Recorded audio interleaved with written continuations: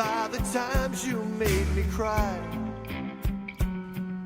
feeling not quite good enough, not understanding why. I blamed you for the hell that I was in,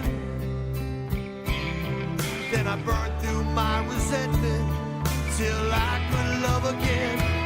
I forgive you, for you know not what you do. When you did those things that hurt so much, you didn't have a clue. Love needs no conditions, it will always see us through. I forgive you, for you know not what you do.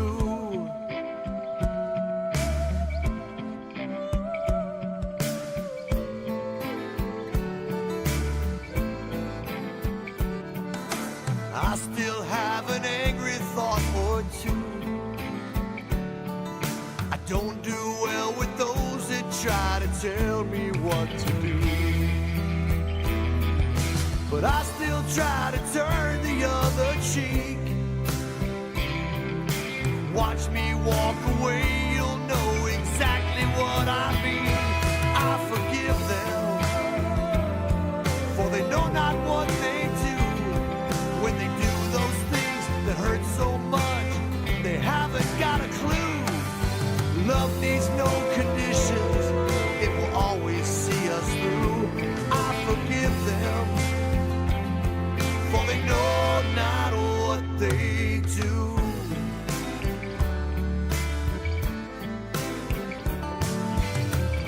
The more you give away, the more you have. Everyone's a mirror of some part of you. It could be anger, it could be love.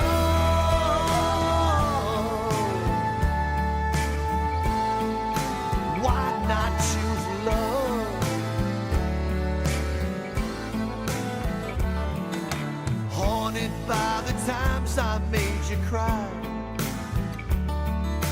I showed you the worst in me, not understanding why. But we can heal together perfectly. For love to grow between us, there's one thing that I need. Please forgive me, for I know not what I do. When I do those things that hurt so much, I haven't got a clue. Love needs no conditions, it will always see us through. Please forgive me, for I know not what I do.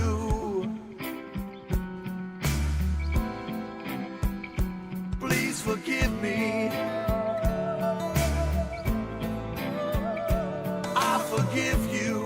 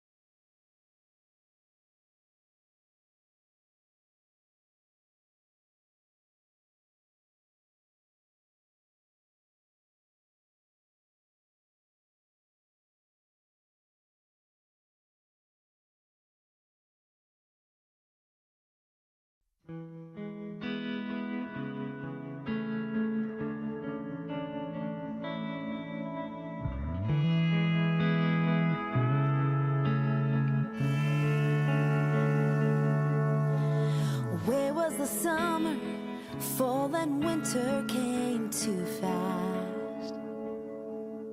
Somehow I made it, I'm wide awake, it's spring at last. If I could only bring them back, they'd still be moments from the past. It's simply beautiful to walk with open hands. Nothing to hide, nothing to grasp, nothing to break, nothing to last. Every death brings a new life. Every road, every mile. Take off your shoes, don't mind the rules. You're free to be starry-eyed and innocent if you choose. You're finally home.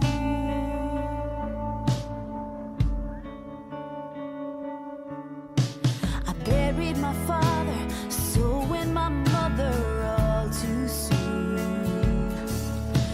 I suffered in silence, suffered alone until June.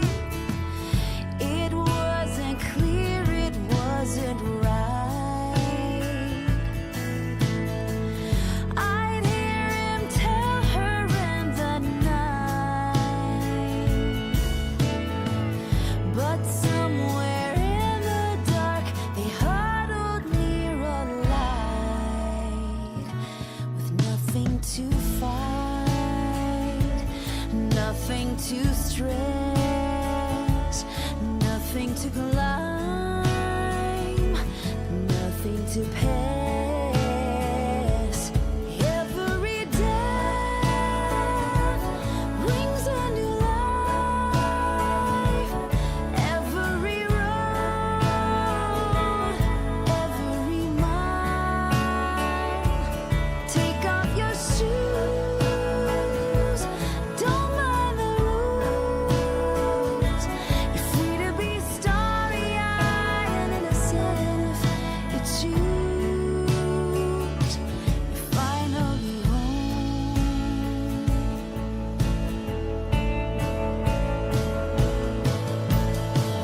Some seasons let us be reborn.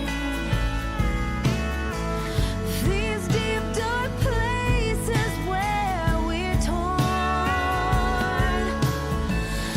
And when they tell you that your rose still has its thorns,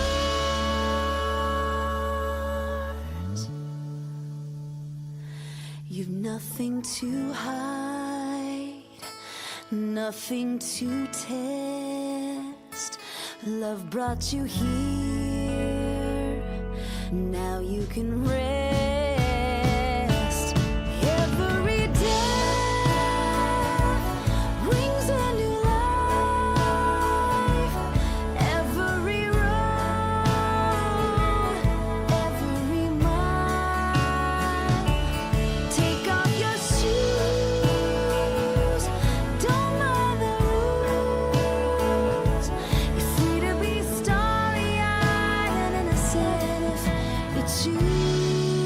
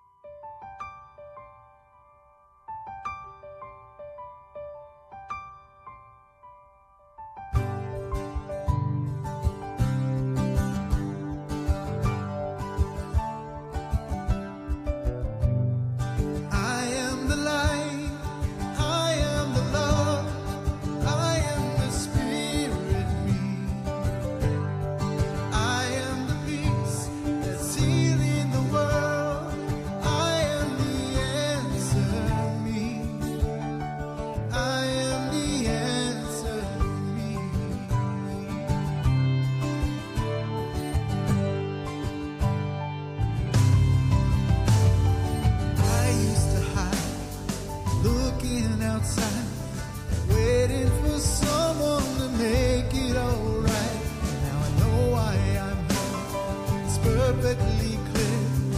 I am the answer. Oh, I am the light. I am the love. I am the spirit. I am the peace that's healing the world. I am the answer. I am the answer.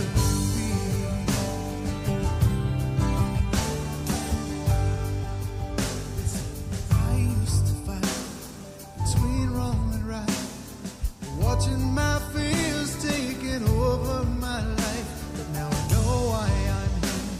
It's perfectly clear. I am the answer. Oh, I am the light. I am the love. I am the spirit. I am the peace that's healing the world. I am the answer. I am the answer. Everybody now, I am the light. I am the love. I am the spirit. I am the spirit. I am the peace that's healing the world. I am the answer. Here we go now. I am the light. I am the love. I am the spirit. I am the spirit. I am the peace that's healing the world. I am the answer. I am the answer. Yeah. I am the answer. I'm the answer. I am the answer. I am the answer. Be the answer. I am the answer.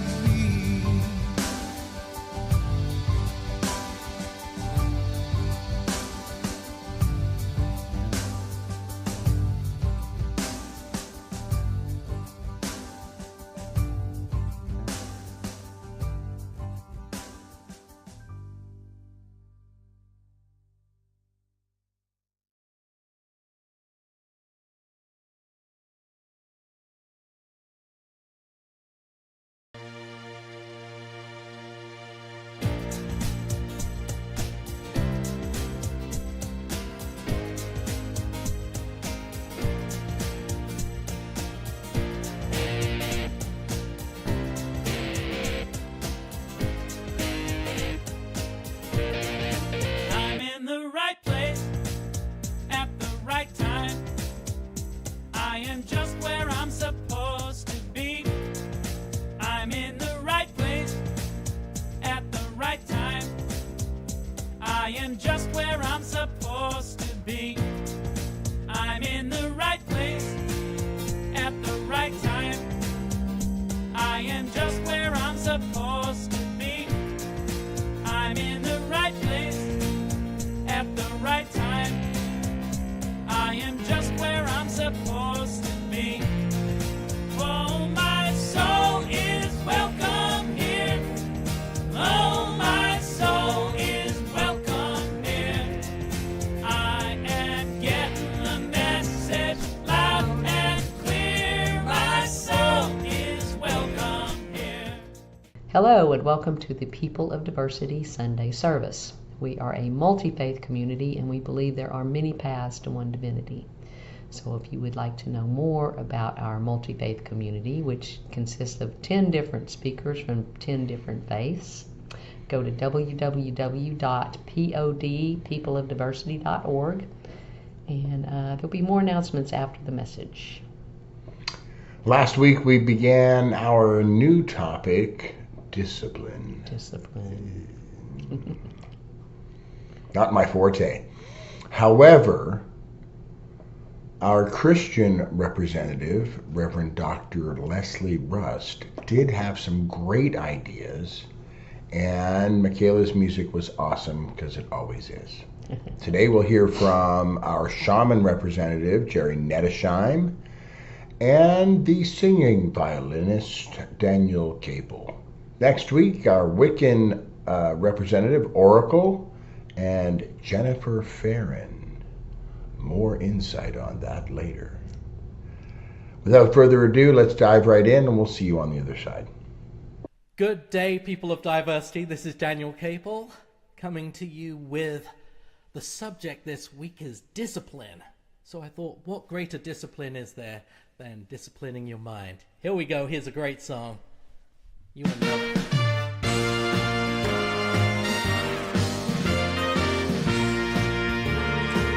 That's right.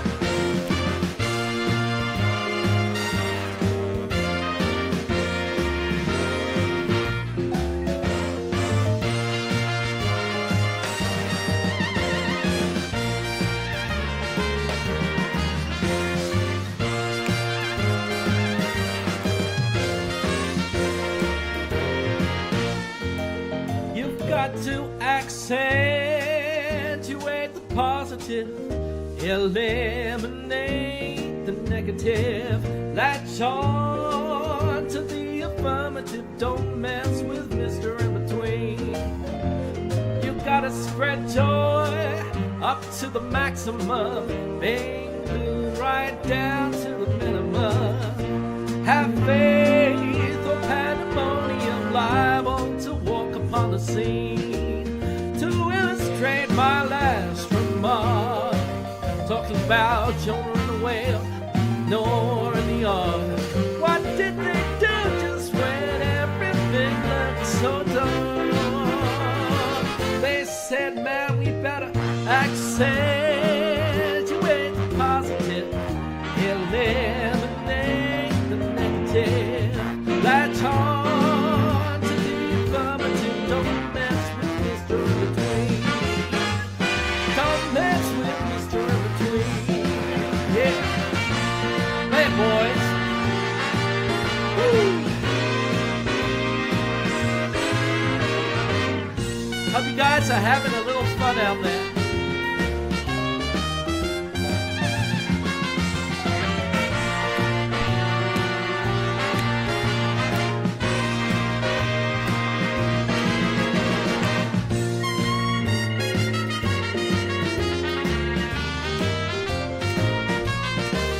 To illustrate my last remark, talking about Jonah and the whale, Noah and the ark.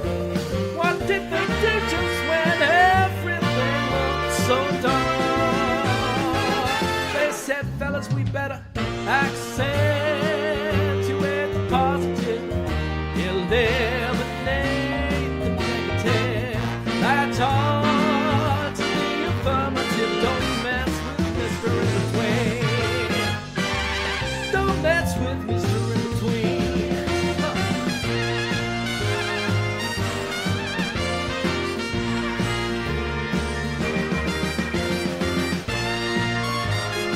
Keep that mind positive. Don't mess with Mr. In Between. You've got to accentuate the positive, eliminate the negative, latch on to the affirmative, don't mess with Mr. In Between. Don't mess with Mr. In Between. Don't mess with Mr. In Between.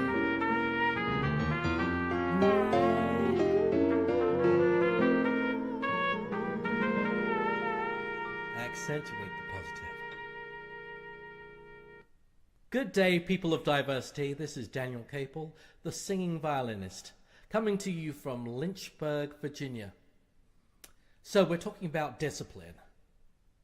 One of the greatest disciplines we can have is to control our mind and our body and our heart.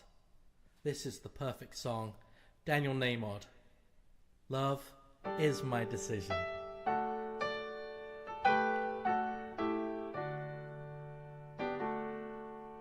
Love is my decision. It's up to me to give of my heart. Love is my decision. No one else can tell me to start. Once I decide to change my mind, God will show me how. Love is my decision, right here and now. Love is my decision. It's up to me to stand on that bridge. Love is my decision. No one else can make me forgive. And once I decide to change my mind, God will show me how. Love is my decision, right here and now.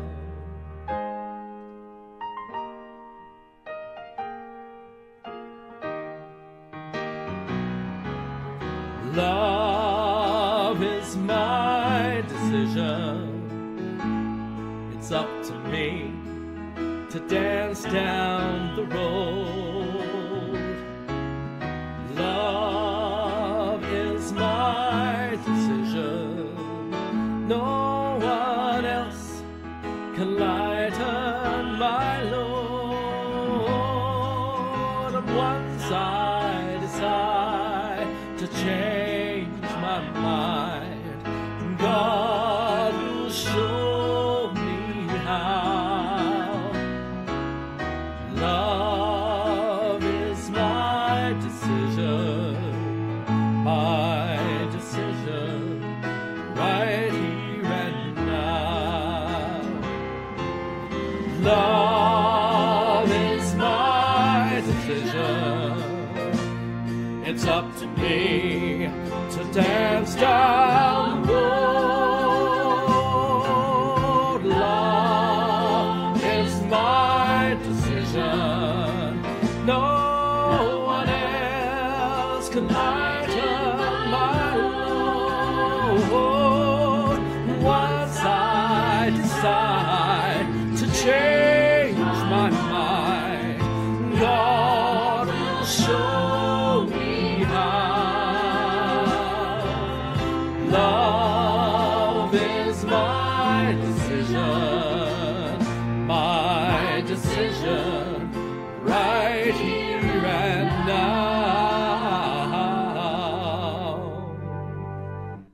My decision, right here and now.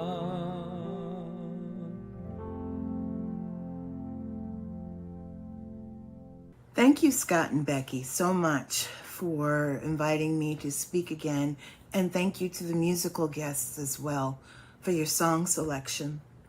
As I talk about discipline as devotion, it's a Karo view of sacred alignment.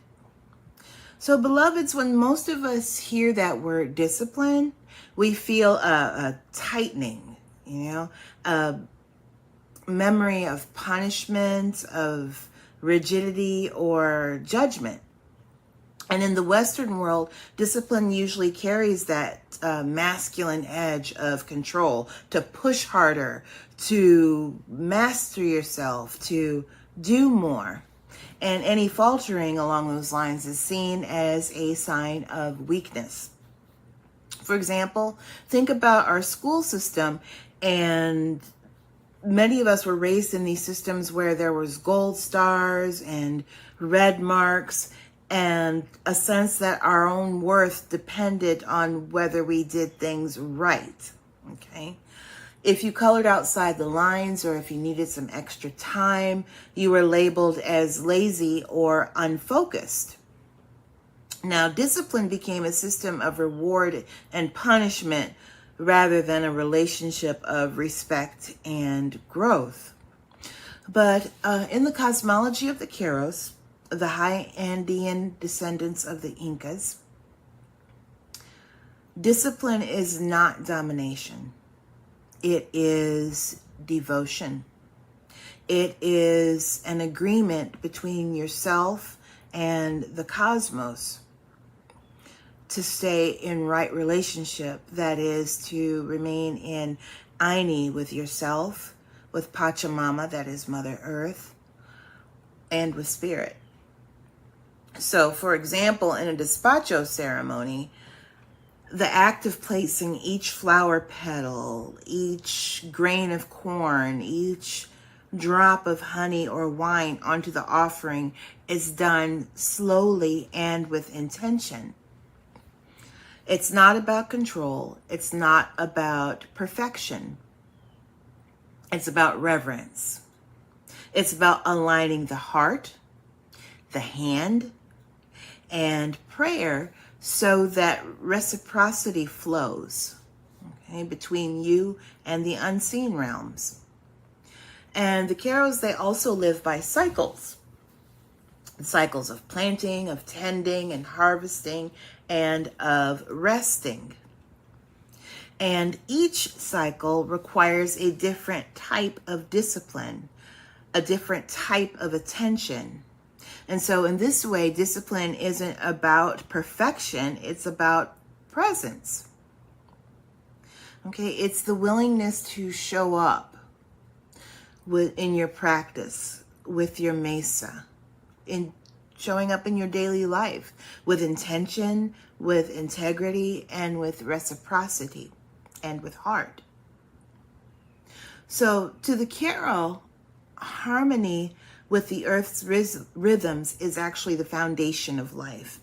They rise with the sun, set with the stars, and offer the land offerings before taking from it. And when the rains come, they honor those. When the frost arrives, they honor that as well. They prepare their bodies and spirits for sacred rest.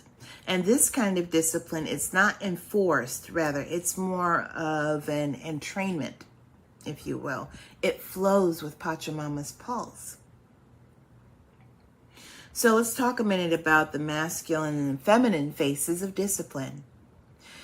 In the Andean way, we speak of energies not as genders per se, but as polarities that dance together. These are twin currents of creation, the inhale, the exhale, and of life itself. And the Kero call this Yanantin Masintin. It is a sacred balance of complementary forces, the yin and yang.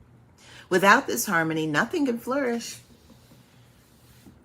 Okay, not a garden, not a community, and not even a soul's journey.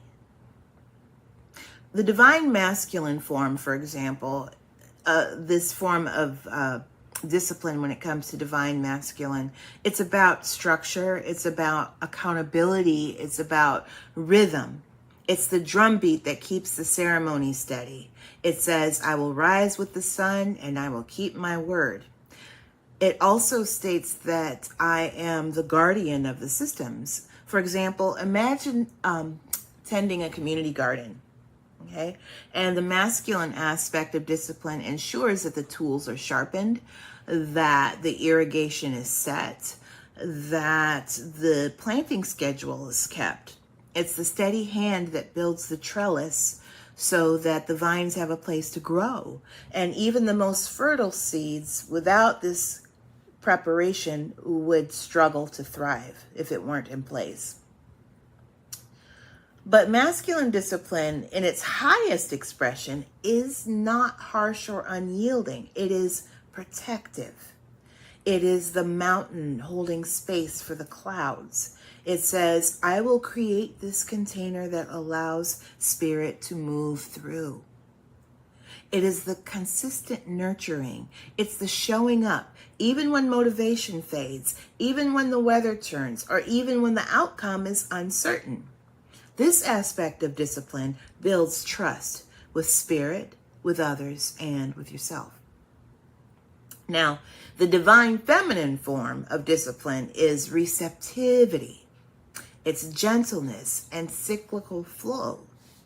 It's the breath between the drum beats. It allows the song to be sung. It allows the breathing. It says, I will listen to my body. I will rest when I am full. It also states that I am guardian of the flow. In that same garden that we talked about earlier with the divine masculine, this is how the divine feminine shows up as far as discipline goes. The divine feminine discipline is knowing when to prune and when to let the wildflowers grow. It's listening to the whisper of the soil. It's noticing when the plants need water or when the moon calls for harvest. Feminine discipline honors the natural ebb and flow of energy. It understands that not every day is meant for production. Some are meant for dreaming, some are meant for composting, and some are meant for receiving. So when these two energies actually work together, discipline becomes a living balance, the rhythm and the melody of the soul's song. The masculine builds the altar, the feminine lights the candle. The masculine sets the schedule, the feminine listens to intuition when the plan must shift. Too much structure and the flow dies. Too much flow and there's no form.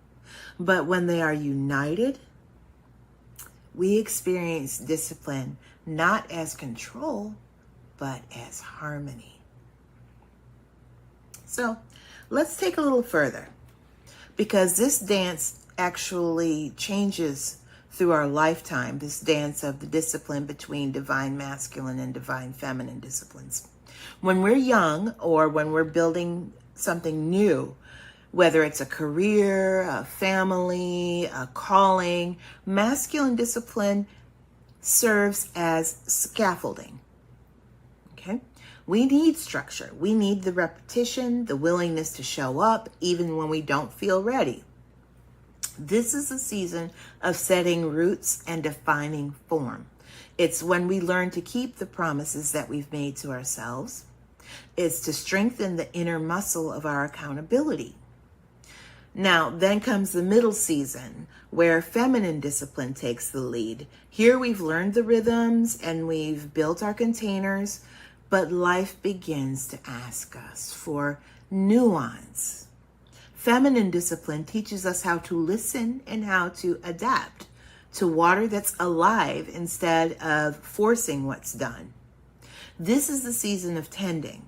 This is a season where our intuition becomes our compass and the heart our metronome, the beat that we move to.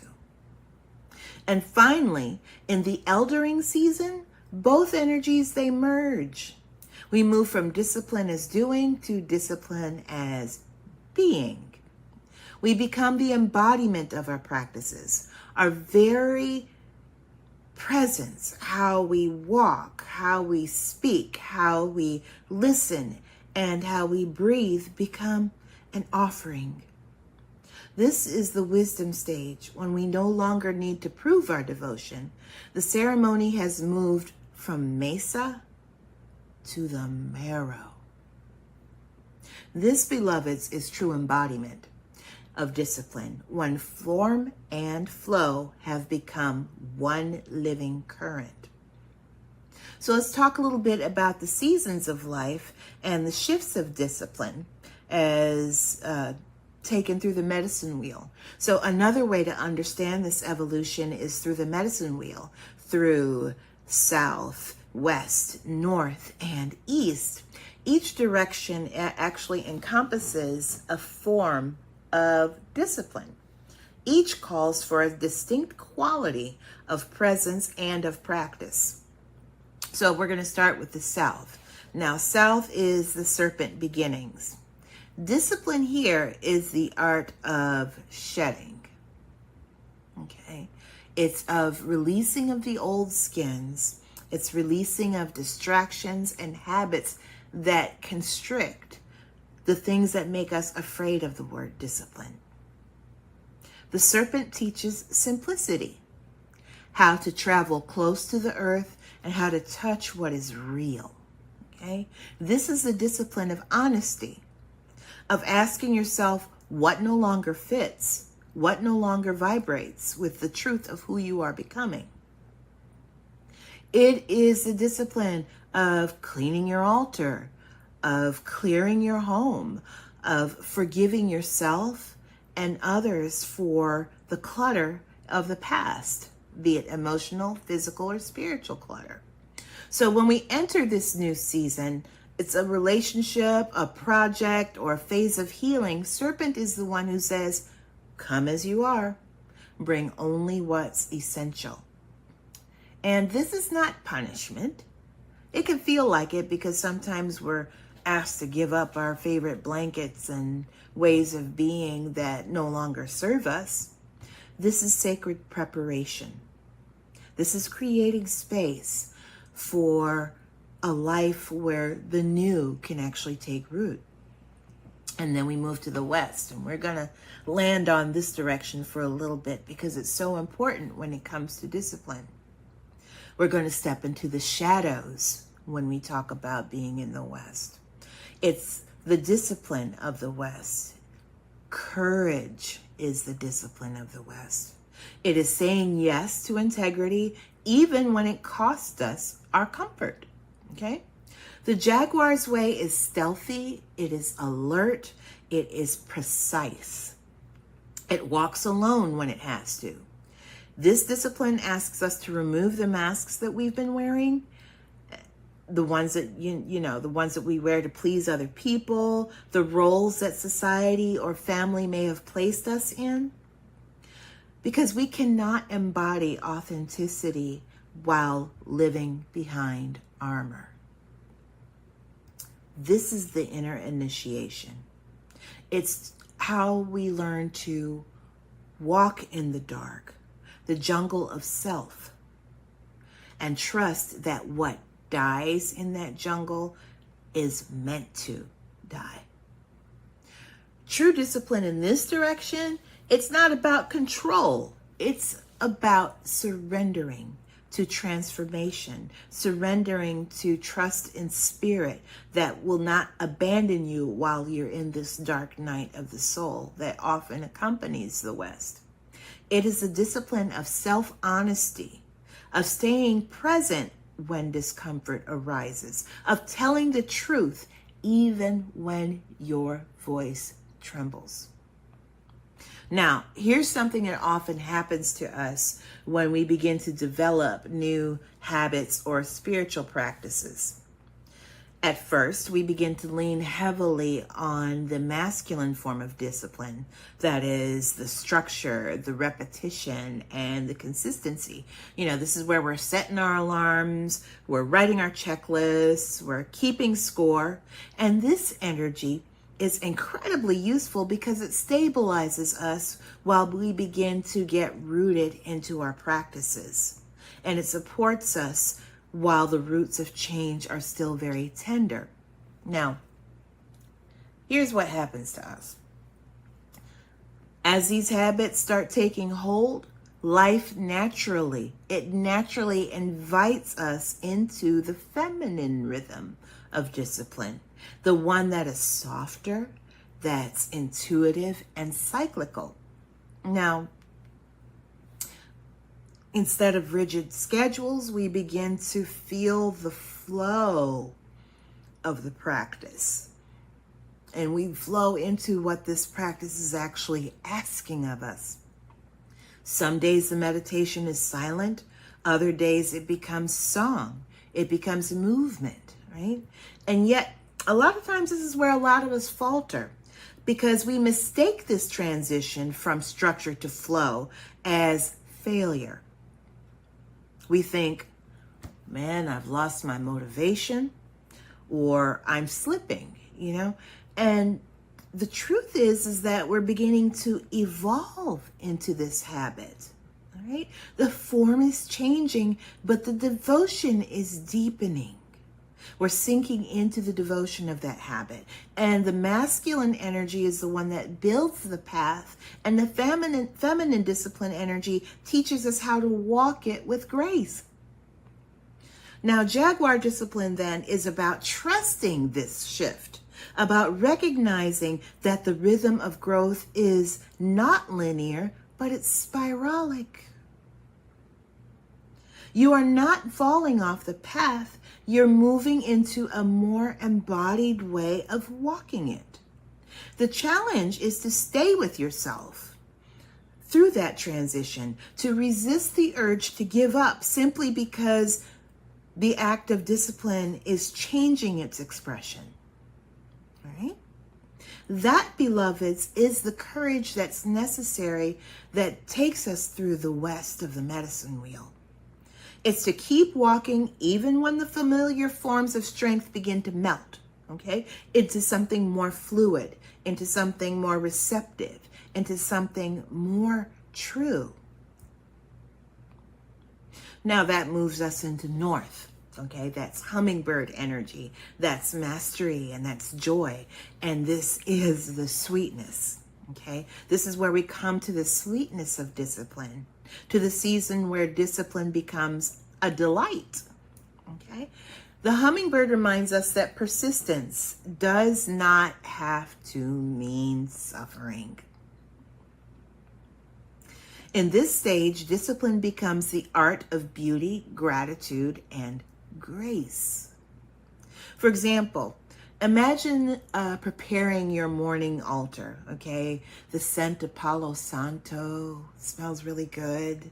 It's drifting upward, the warmth of the candle flame against the palm of your hands, the texture of your mesa cloth under your fingertips. And it's these sensory joys that aren't necessarily indulgences. They are offerings, okay? They feed the soul's stamina. Again, they feed the soul's stamina. And this stamina is necessary for us to keep going. Okay? When we make room for beauty, we remember why we practice at all. Okay? Here, discipline is about keeping your creative fire alive. It's about allowing yourself to play, to rest, to nourish. It's singing while you sweep the floor. It's giving thanks for your water as you wash your face. It's remembering that devotion itself can taste really sweet. The hummingbird's discipline is endurance through joy. It's the ability to keep flying even when the mountain looms large, because you are fueled by nectar, not by necessity. So that brings us finally to the east. The eagle condor, the wisdom and the vision, okay? Finally, we rise to the east, and this is the realm where eagle and the condor, where vision, faith, and surrender all meet up. And this is spiritual discipline. This is the art of seeing from the highest perspective of your higher self and of spirit. Here, we align our will with divine will, and we're trusting that the unfolding will take place as it should, even when we can't see the whole pattern, all right? And in this direction, discipline becomes actually stillness. It is the discipline to wait until clarity comes. It's to listen longer than we speak. So often we hear a whisper from spirit and we rush off to build a temple, and when all we were meant to do was to light a candle. And the East invites us to cultivate patience, humility, and discernment. It says, do not mistake inspiration for instruction. Wait until the message ripens. Ask Spirit to confirm, to guide, to weave synchronicity around your path before you move. This is a discipline of trust. to act not from impulse, but from alignment.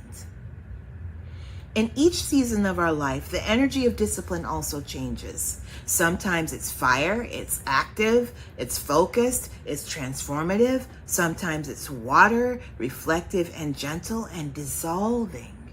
And sometimes it's air, visionary. Sometimes it's light, and sometimes it's earth. It's grounded, slow, and enduring. So I remember a time when Spirit whispered to me to rest. But my ego, I'm sure just like your ego, is a very harsh taskmaster at times. It insisted on productivity. One more thing, one more thing, one more thing. It's only a little thing. It's Wayfair thin. For those of you who are Monty Python fans, you'll get the reference. The fatigue, I ignored it. The dull ache in my body, I ignored that too. Until my body decided, look here, I'm going to become the teacher. And illness arrived inevitably because I didn't know how to stop and rest. I wasn't listening to Spirit when Spirit was telling me to go ahead and rest. So illness arrived as a messenger of mercy, not as punishment, okay? And it forced me into stillness where I could finally hear the deeper truth. Discipline in that particular season for me meant surrender. It meant rest.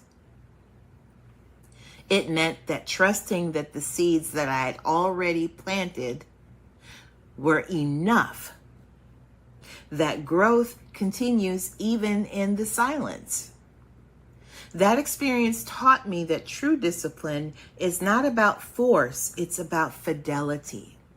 It's about staying faithful to what the moment, the body, the spirit are truly asking for. So when we walk the medicine wheel of discipline, we are really walking the evolution of the soul, from shedding what no longer serves us in the South, to facing what must be transformed in the West, to savoring that which sustains us in the North, to aligning with a greater vision in the East. Each direction, our season, refines our understanding of what it means to live in sacred reciprocity with life. So this means that we're going to have to heal our relationship with discipline. And if the word discipline feels harsh or heavy to you, try renaming it. Call it devotion. Call it stewardship. Call it sacred rhythm. Okay? The two primary jobs of the human are this: to be caretaker and co-creator. And so here are some practical ways I'd like to share with you for building a healthy relationship with discipline when you're feeling out of balance. 1, practice Aini, that is divine reciprocity, with yourself. Make an offering each morning, a breath, a song, a few drops of water to the earth, or a simple thank you for even waking up at all will suffice. That will give you a template for how to give and receive in balance. Number 2, let nature set the tempo. Okay? Align your routines with natural cycles. Rest when the sun goes down. Move when the sun comes up. Cleanse with the moon. Dream with the dark. Let your body learn that discipline can be gentle when it's aligned with the rhythms of nature. Number 3, start creating sacred containers. Build a structure that supports, not suffocates. Light a candle at the same hour each day for your work or for your prayers. And when the candle's done, you're done. Resist the urge to do one more thing. This reduces the chance of burnout, especially when you love your work, but not always its logistics. Sacred boundaries are as much discipline as sacred action. Number 4, practice loving correction. When you fail, don't say, oh my gosh, how was I so stupid? No, no, no, no, no. When you fall out of rhythm, don't punish yourself. Simply say, I'm returning to harmony. The Kero believe that all imbalance can be mended with sincerity and with beauty, not with harshness. 5, bring ceremony into the mundane. Washing dishes, choose your favorite scent of dish soap. Sweeping the floors or tending your altar, sing a song, put on some music that you love. All are acts of disciplined devotion. When you engage with them with presence, your every act actually becomes sacred. In the end, discipline the Kero way is not about force. It's about flow with intention. It's the commitment to live beautifully, to keep your promises to spirit, and to tend the garden of your becoming with love. So I leave you with this prayer. May your discipline be a song, not a whip. May it be the heartbeat that reminds you who you are. May you learn when to push and when to pause, that your soul may move in rhythm with the great weaving of the world. Thank you for being here. Aho.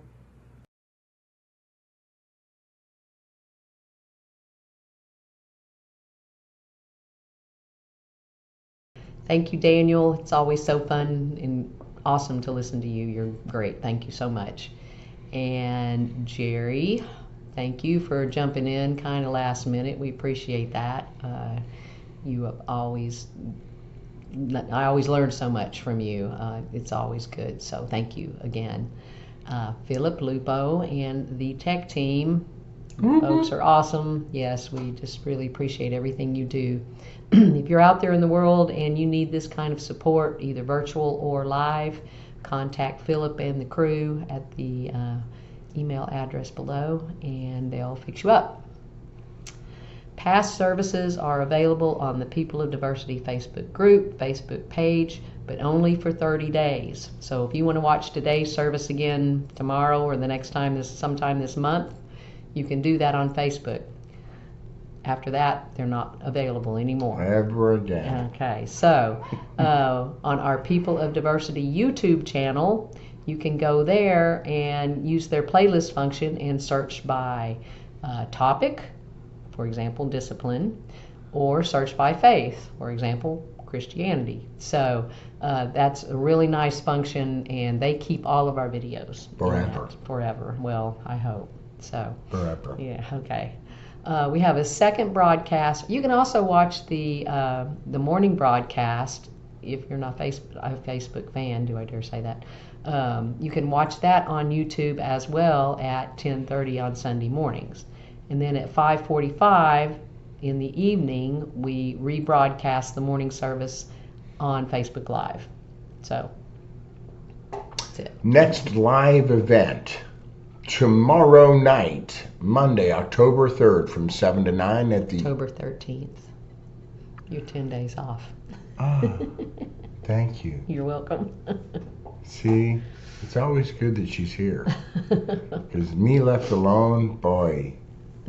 October 13th from 7 to 9 at the Unitarian Universalist Friendship Fellowship Hall in Rockledge. All right. Special event.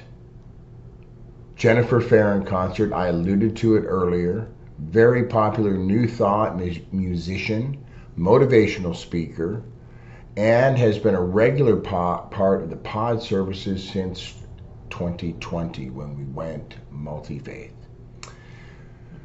She's also been to the pod. She has. Yeah, years and years ago. Yeah. So now I don't even know where I was anymore. She's also a well-known posse artist. She's coming all the way down from Atlanta. So don't miss this opportunity to be entertained and enlightened at the same time. $20 suggested love offering.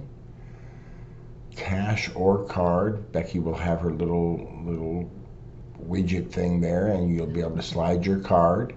But no one will be turned away for a lack of funds. It's all about spreading joy and love. So, here's a quick sample. 'Cause I am more than I think I am, more than I know I can be. I am body, mind, and spirit, and I choose to live in harmony. If you or your business would like to sponsor one of our live events by donating that $50 charge that we pay for our live events on Monday nights, you can do that at the New Way, at newwaypod@gmail.com. We'll let you speak for a couple of minutes. We'll let you have the mic for a couple of minutes at the beginning. Or you can just remain anonymous if that's your choice. Because Jennifer is coming on an off night, her rent is $100. So it's extra special. So if you want to grab the mic on that night and be a part of that process, it's going to be a great night. Yeah. So that would be a great night to dive in. So that's all I know. Our state today is New York. I just found this fact incredibly amusing. An average of 7 times more coffee is consumed per person in New York than in any other state in the U.S. 7 times per person more coffee. No wonder it's called the city that never sleeps. I mean, really. So, let's pray for the people of New York. Send them some relaxing vibes and say these words together. May peace prevail in New York. May peace prevail on earth. May peace prevail in me. Thank you. All right. Next week, we continue our topic on discipline with our brother Oracle. He'll give us a Wiccan representative, and his co-person will be Jennifer Farron. And hopefully we'll do more fun things with her and in creating that. Tithes and donations, offerings, whatever word works for you, it works for us. They can be done at peopleofdiversity.org. And we are grateful for all of those. They go into paying folks what they deserve for their time. So we close with a healing circle. If you'll bring to your mind's eye anyone in your life who needs love, healing, support, and put them in a circle with yourself, with us. And let's throw in our favorite world leaders as well. They need all the help they can get. And let's send out loving vibes and listen to this last song. And we'll see you next time. Thank you. One power, one power, one power, one power, one power, one power.